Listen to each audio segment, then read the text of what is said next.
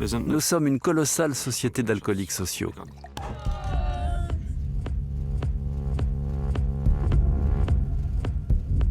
L'alcool a le pouvoir de faire taire ce qui te rend malade, te casse, te fait te sentir misérable. Et aussi de te mener à des situations auxquelles tu ne te serais pas exposé autrement. Nulle part ailleurs, on ne boit autant d'alcool qu'en Europe. Et chaque gorgée augmente le risque de tomber malade.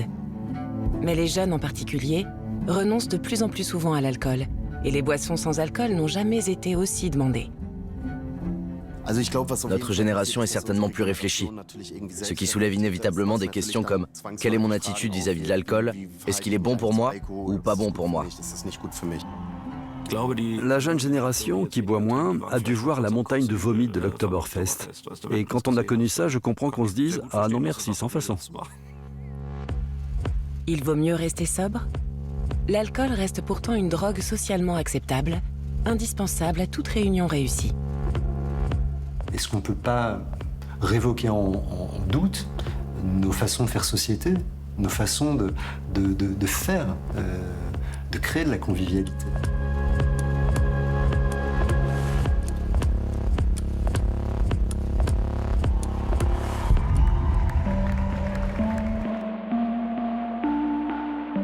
Je pense que l'alcool est une aide qui est censée gérer toutes sortes d'émotions.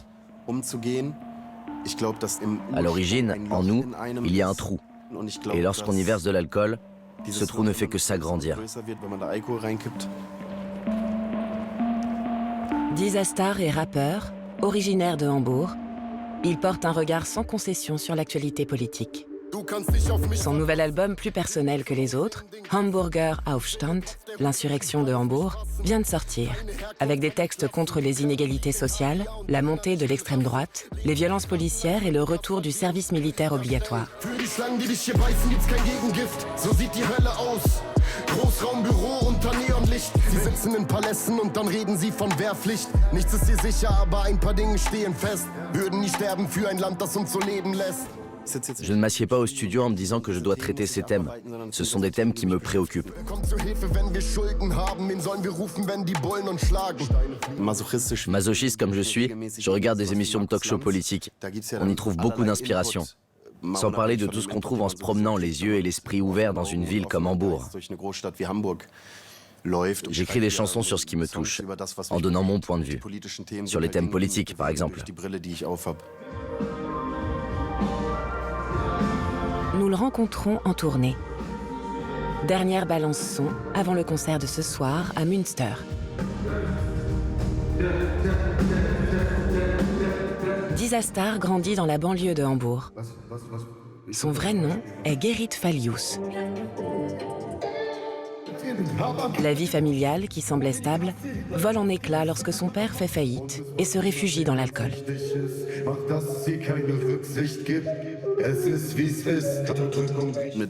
Aussi loin que je me souvienne, je suis en contact avec l'alcool. Ça m'a toujours été présenté comme une stratégie valable pour surmonter des difficultés d'adaptation. La première fois que j'ai consciemment bu, c'était vers 13 ans, alors que je traînais avec quelques jeunes plus âgés de mon quartier. Nous éprouvions tous, d'une manière ou d'une autre, une certaine souffrance due à notre contexte familial. Et nous avons rapidement compris que l'alcool était un moyen de relâcher un peu la pression. Et c'est rapidement devenu quelque chose qui comptait. Je me souviens, à 14 ans, j'ai passé 6 semaines de vacances d'été à Hambourg et j'ai bu tous les jours, pendant 6 semaines. D'autres drogues succèdent à l'alcool, puis l'exclusion scolaire, les infractions pénales.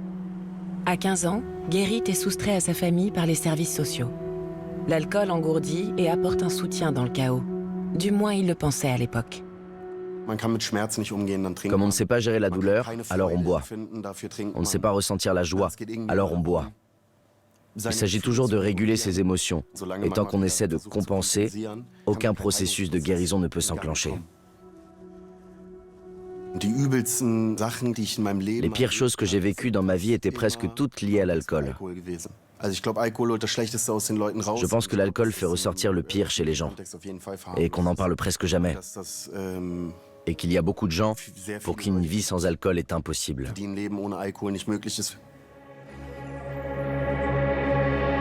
Disastar veut s'en éloigner. À la fin de la vingtaine, il réorganise sa vie. Il a rattrapé son baccalauréat et, parallèlement à sa carrière musicale, il suit une formation de menuisier. Il est devenu père. Aujourd'hui, à 31 ans, il est sobre. Il s'est battu pour sortir de sa dépendance. Pendant des années, j'ai toujours bu au studio. J'ai fait de la musique en état d'ébriété. Mais je suis bien meilleur quand je ne suis pas ivre. Je pense que là, j'ai réalisé le meilleur album que j'ai jamais fait complètement sobre. On a une vision plus réaliste de soi. Ivre, tu es peut-être plus vite satisfait. Mais quand j'arrive à garder la rigueur que j'ai quand je fais de la musique, je peux aller encore plus loin. Son album Hamburger Aufstand, l'insurrection de Hambourg, parle des dépendances destructrices, mais aussi de la force immense qu'il faut pour s'en libérer.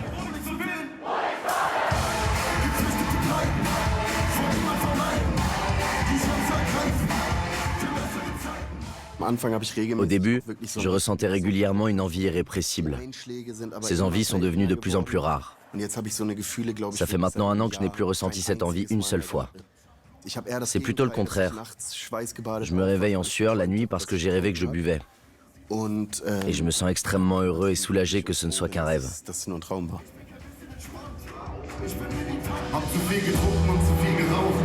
Bin schlafen gegangen mit den Gedanken, kann gut sein, ich wach nie wieder auf. 2 Promille und Chili im Rauch. Bin verletzt, aber schreibt an meiner Ex, dass ich sie nicht brauch. Lunge brennt, Augen rot und verkatert. Ja, ich bin der Sohn meines Vaters.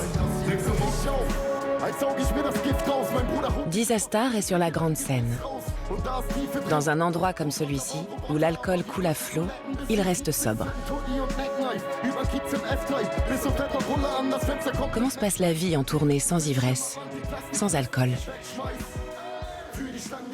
Ce moment, avant les concerts sur scène, a toujours été sacré pour moi. Avec l'alcool, j'aurais eu encore plus peur. Je n'aurais plus rien maîtrisé. Bien sûr, je me suis souvent saoulé après les concerts, mais j'ai arrêté à partir de 2017. C'est difficile de tenir le coup toute une tournée comme ça. Si tu te saoules tous les soirs, tu te réveilles avec la gueule de bois et la haine de toi-même.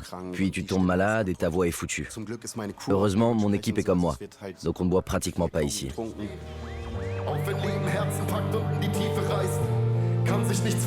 Mais est-il seul dans ce cas? Ou appartient-il à une génération plus critique vis-à-vis de l'alcool?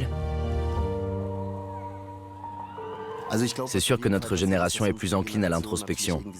D'où des questions genre « Quelle est ma relation avec l'alcool? C'est bon pour moi ou pas ?» On réfléchit plus à soi-même.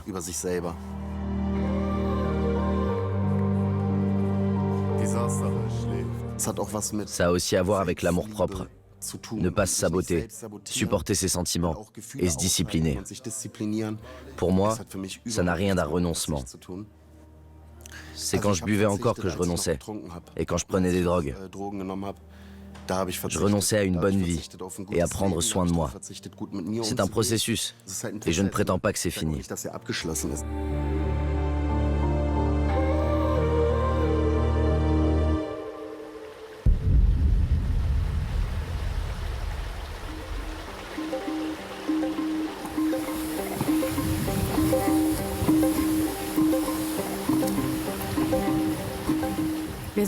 Ceux qui veulent se sauver de la noyade essaient de nager jusqu'au rivage pour être en sécurité, d'atteindre une île, un endroit sûr. Pour nous, à l'hiver 2002, c'est exactement l'inverse. On survit grâce au liquide.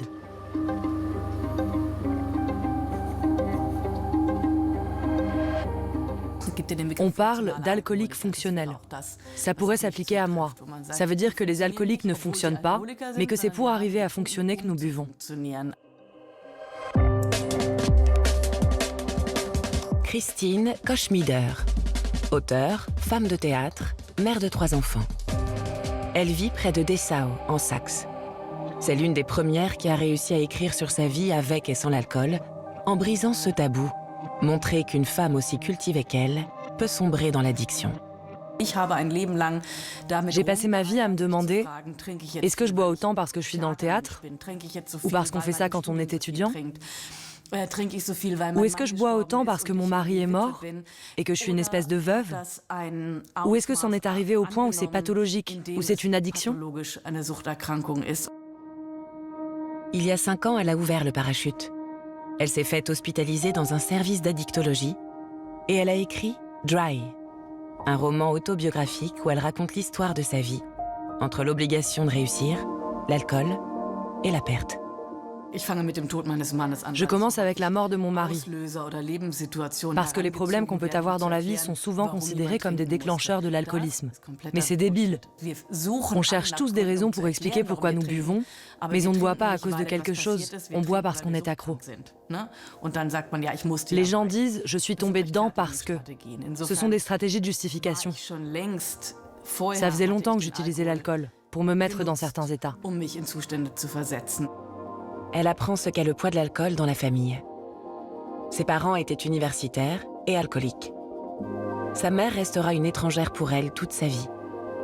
Le foyer familial et son rôle protecteur, une illusion.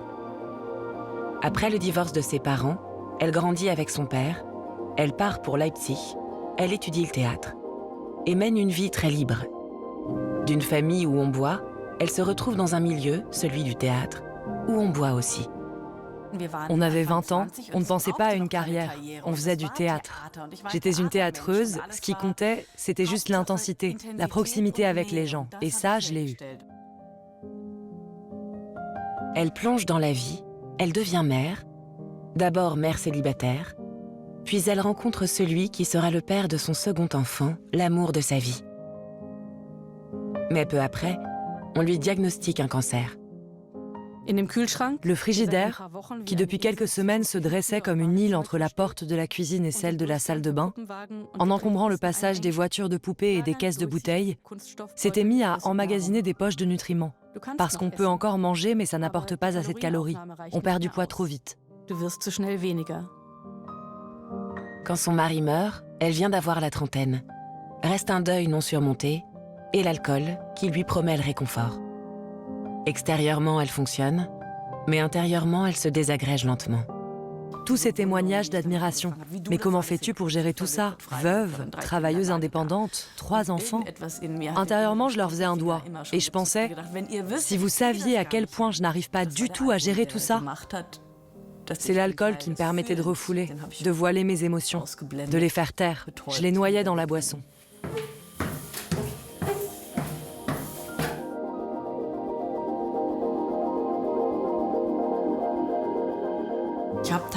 Je ne buvais pas la journée parce qu'il fallait d'abord que je fasse tout le reste.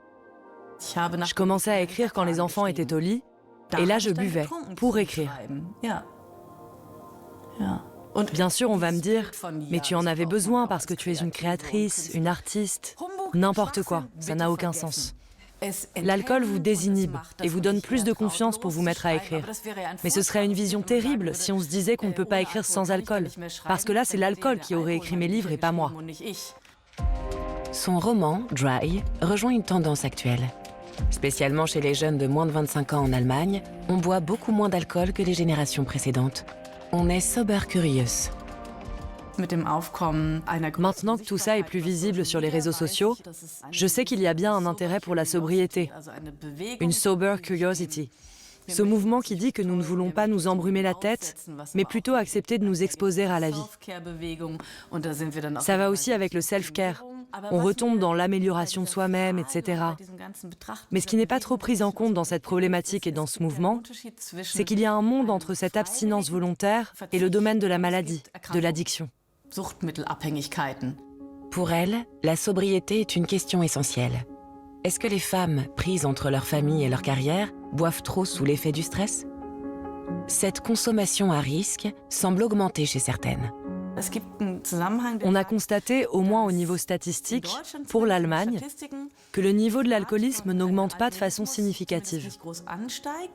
Sauf pour un groupe en particulier, depuis 10 ou 20 ans. Il s'agit des femmes de 30 à 50 ans, instruites, souvent avec un diplôme universitaire, des femmes qui ont réussi leur carrière.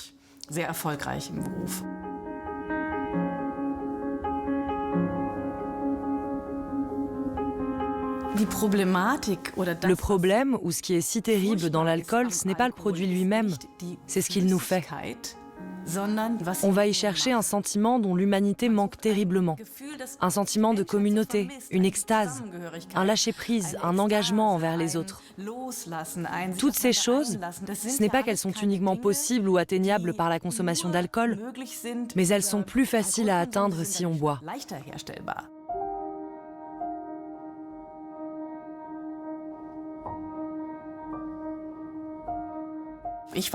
Je sais ce qu'est l'ivresse, ce que c'est que danser, lâcher prise et faire des bêtises. Malheureusement, beaucoup de gens n'ont pas appris tout ça, ou l'ont oublié, ou s'en sont détachés, et ils n'y arrivent plus sans avoir recours à l'alcool. C'est qu'il y a peut-être une déconstruction à opérer. Est-ce qu'on ne peut pas révoquer en doute nos façons de faire société, nos façons de faire, de créer de la convivialité? Je crois qu'il y a autant d'expressions, d'arômes, de saveurs qu'il y a d'individus pour pouvoir les recevoir. Je crois qu'il y a assez peu de choses qui sont autant intimes que notre rapport au goût, notre rapport à ce qui passe par la bouche. C'est au cœur de Paris qu'il trouve ses ingrédients. Il est expert en saveurs pour les boissons les plus raffinées. Je me prénomme Benoît, j'ai 44 ans et je suis sommelier.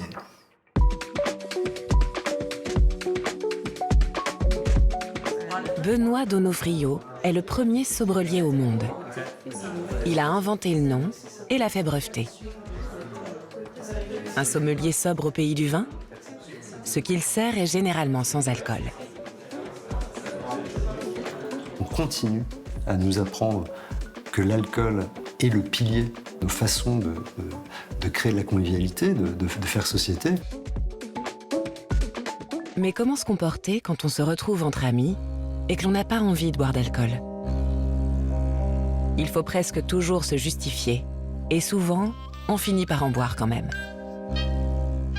Enfin, ces boissons ont des points d'ancrage culturel. Tandis que vous avez envie d'y renoncer, mais que vous savez que ce qui sera proposé en alternative, c'est quelque chose qui va vous rabaisser socialement, intellectuellement, qui ne sera pas à votre hauteur. Il a baptisé ses boissons Sobrevage et il touche un point sensible. Benoît Donofrio fait partie d'un mouvement qui souhaite savourer des moments exceptionnels sans avoir la gueule de bois le lendemain matin. S'ils doivent ou non boire de l'alcool, il ne veut pas le décider pour ses clients. Mais il souhaite leur proposer une alternative exquise. Il officie actuellement à Paris, dans le Marais. Je crois que ce qui interpelle peut-être les gens, c'est le rapport que j'entretiens à la sobriété. Je prône pas le clivage, je cherche à faire des boissons qui rassemblent et qui signent aussi des expériences inédites. C'était presque comme un dessert, on sentait vraiment la fraise, une petite gariguette, et le piment arrivait en fin de bouche, c'était très frais. Il y a vraiment, on a l'impression de boire vraiment j'allais dire du vin, mais c'est pas du vin, c'est super intéressant en tout cas. D'avoir des boissons maintenant qui proposent des associations assez différentes, des boissons un peu, on va dire, ennuyantes, genre type sirop, jus de fruits. Ça permet justement de varier les plaisirs et d'aller sur des boissons totalement honorables et qui changent et qu'on n'a pas honte de servir à ses amis. Pour cela, notre sobrelier suit une philosophie limpide. Bien, je n'ajoute à rien d'autre que les matières premières qui sont les éléments phares d'une cuvée de ce breuvage. Il n'y aura jamais de sucre ajouté, quel qu'il soit. Benoît Donofrio travaille exclusivement avec des ingrédients non traités et utilise uniquement les micro-organismes naturellement présents sur les fruits et les plantes pour la fermentation. Aujourd'hui, il prépare du kiwi, du kaki et de la feuille de figuier torréfiée. Il les accueillit le matin même.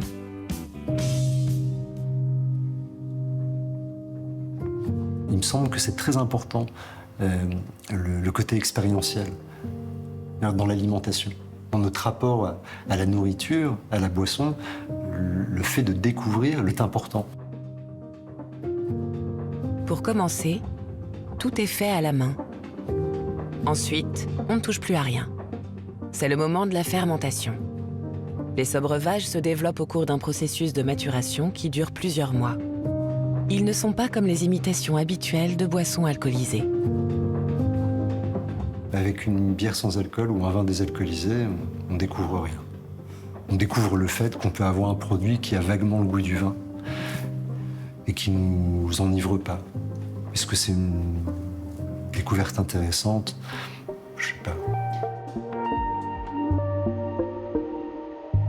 Benoît Donofrio a affiné son sens du goût dans la gastronomie de pointe à Paris en tant que sommelier, jusqu'à ce qu'il comprenne qu'il voulait et devait lui aussi se libérer de l'alcool.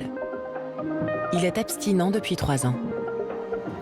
Aujourd'hui, il va livrer lui-même la cave du Daron dans le 11e arrondissement, où par ailleurs on ne trouve que des boissons alcoolisées sur les étagères. Salut Fred. Oh, salut Benoît. Ça va? Comment vas-tu? Et toi? Ça va. Très très bien. Cool. Benoît a un passif dans la sommellerie et du coup sa connaissance du milieu du vin se retrouve dans ce qu'il produit en sans alcool. On a vraiment des produits avec de la complexité et une âme qui font que voilà, je me suis forcément positionné dessus. Nous pourrions faire bouger les choses, estime le sobrelier, dans la manière dont nous créons en tant que société à travers les boissons un sentiment de communauté. Il a publié ses recettes. Le livre s'intitule « Sobrelier, guide pour faire du jamais bu ». Je pense que les sobreuvages, si la machine est lancée et qu'au prochain mariage auquel nous sommes invités, les hôtes nous servent à la place du champagne une autre boisson, on sera forcément surpris au départ, mais peut-être qu'au fil de la soirée, on commencera à envisager une boisson qu'on n'avait jamais envisagée comme étant une boisson de mariage. Et je crois que tout ça, ça relève vraiment d'un engagement collectif à vouloir faire changer les choses.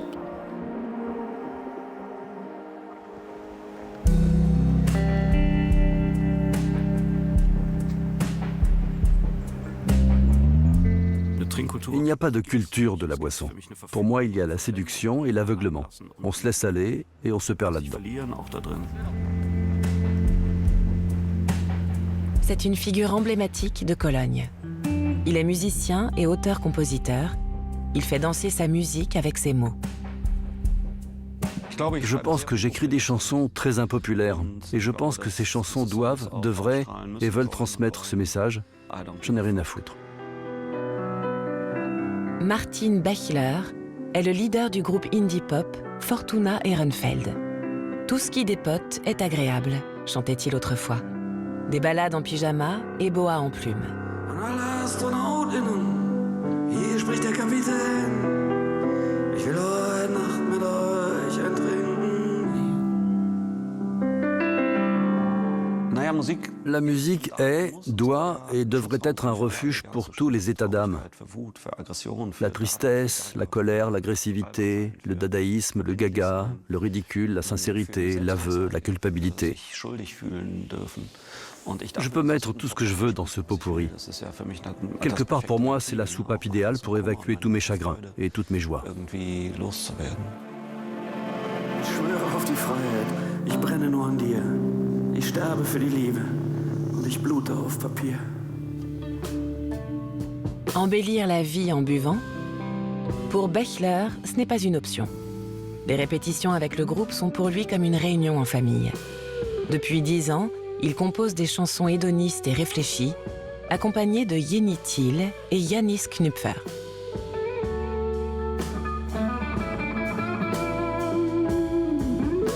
L'alcool? Il a longtemps fait partie de la vie de l'auteur-compositeur Bechler. Je n'ai aucun problème à reconnaître que j'ai déjà bu de l'alcool en quantité. Mais je pense que j'ai toujours été quelqu'un qui s'intéressait aux autres. Même quand j'étais jeune, je m'occupais de ceux qui, selon moi, avaient franchi une ligne rouge. Et bien sûr, le fait d'avoir moi-même déjà senti ce danger, ça m'a aidé.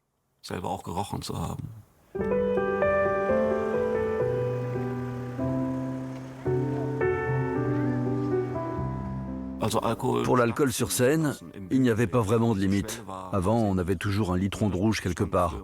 Je trouvais ça marrant. Mais aujourd'hui, à la place, il y a un gobelet en carton. C'est plus juste.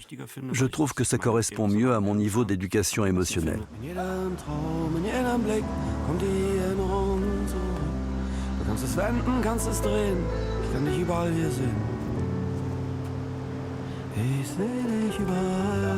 Il y a quelques années, Martin Bechler a produit son propre vin avec un vigneron et a écrit Kork, une ode burlesque en forme de roman en hommage au vin.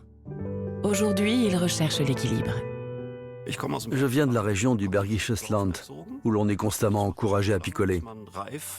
Alors on continue jusqu'à ce qu'on soit assez mûr et assez solide, intellectuellement et émotionnellement, pour prendre ses responsabilités. Imagine, quelqu'un souffre d'un terrible chagrin d'amour. Pour lui, il n'y a pas de limite dans l'excès. C'est un sédatif, un médicament. Et il en connaît les conséquences. Et la douleur disparaît, au moins un certain temps. Chacun doit décider pour lui-même. Est-ce intelligent de faire disparaître la douleur pendant un certain temps?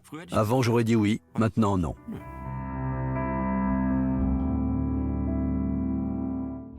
Pour moi, écrire des chansons n'exige pas une énorme concentration, mais plutôt de la légèreté dans la concentration.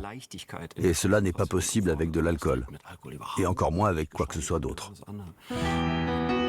Depuis plusieurs mois, il a renoncé à l'alcool, à quelques rares exceptions près. Déclaration d'amour à la créativité. Bella, sing mir was vom Leben. So viele andere bleiben stumm. Tu dis que j'utilise des images fortes, mais j'ai l'immense chance que ces images soient totalement normales pour moi, dans mon imaginaire, dans mes jeux, dans mes rêves éveillés.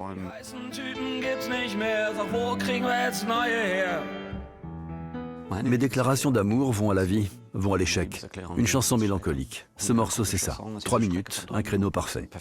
Nous avons tous le droit et le devoir d'être mélancoliques, parce que sinon, où mettre toute cette morve? Et rien que pour ça, c'est un très bon pansement. Bechler peut parfois donner l'impression d'être un clown mélancolique. Mais à chaque concert, il porte son message. Vigilance et prise de conscience accrue. Ce que j'ai décidé pour moi-même, je ne peux pas le décider pour le reste du pays, ni pour l'Europe ou le monde entier. Mais j'en suis arrivé à un point où personnellement, je veux décider de ma vie. Cela signifie que je veux prendre une décision consciente.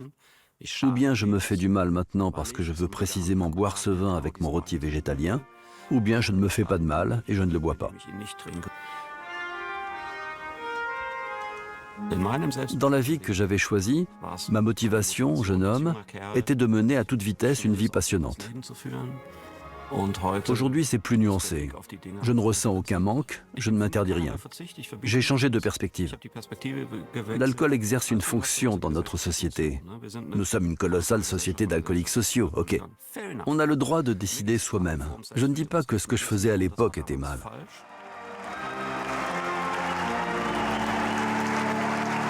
Lebenslauf ist schleierhaft. Der Rest bislang noch ungeklärt. Es ist ein kalkuliertes Risiko, das ich unter Menschen. Et l'ivresse désormais, il la vit autrement. La plus grande ivresse, c'est la musique. Quand j'ai attrapé un texte par la peau du cou, je me dis que ça va marcher et je ressens une montée d'adrénaline. Et aussi, l'ivresse, c'est quand je peux interpréter des chansons sur scène avec mes estimés confrères ou consoeurs, ou les graver sur un disque.